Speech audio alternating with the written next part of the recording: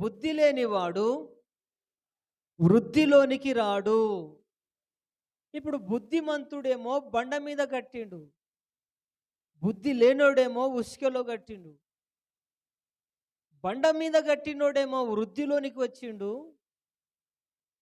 ఉసుకలో కట్టినోడేమో వృద్ధిలోనికి రాలేడు. ఇప్పుడు దావీదు ఏమంటున్నాడంటే, నా గొప్పతనమును వృద్ధి చేయి. అపోస్తులు ఏమడుగుతున్నారంటే, ప్రభువా మా విశ్వాసాన్ని వృద్ధి చేయి. ఇప్పుడు ఒక వ్యక్తి వృద్ధిలోనికి రావాలి అంటే బుద్ధి ఉండాలి. అంత రామేం చెప్పండి, గట్టిగా చెప్పండి.